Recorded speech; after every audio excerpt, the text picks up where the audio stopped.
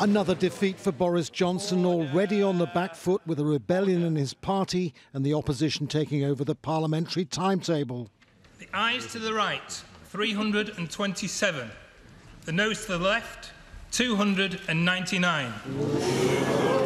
Within minutes, Boris Johnson was on his feet with his plan for a snap election. I don't want an election. The public don't want an election. The country doesn't want an election.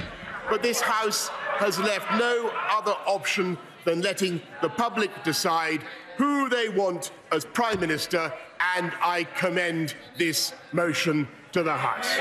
Under the opposition bill that now has to be passed by Parliament's upper house, Johnson is forced to seek an extension of the Brexit deadline. That would move it to January, scuppering his do-or-die plan for a no-deal Brexit, if necessary, on October the 31st. But Labour, the main opposition party, isn't ready to give support to Johnson's call for an election which needs a two-thirds majority. The offer of the election today is a bit like the offer of an apple to Snow White and the Wicked Queen, because what he's offering is not an apple or even an election, but the poison of a no deal. So, Mr. Speaker, I repeat what I said last night. Let this bill pass and gain royal assent, then we will back an election so we do not crash out with a no-deal exit from the European Union.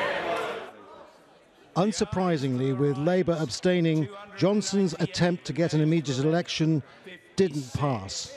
So the ayes have it that the House will be aware that the motion has not obtained the majority required under the Fixed Term Parliaments Act. This is about defending our democracy. Ahead of the latest political drama, demonstrators in Parliament Square denounced Boris Johnson's actions, accusing him of engineering a no-deal Brexit by claiming there are still chances of a deal when there's no progress whatsoever. Boris Johnson may have only been in power for 6 weeks, but he doesn't have control right now. Nevertheless, you've only got to listen to the demonstrators here to realise the central issue is about trust. And the opposition want to be absolutely sure there's a copper-bottom guarantee he can't play any tricks if there is an election. The second largest opposition party is also against an immediate election. People don't trust Boris Johnson when he says he really wants a deal. We all suspect that he wants a no deal. And we also want to make sure that he's not able to use his prerogative powers as the Prime Minister to create some tricks and allow the country to crash out.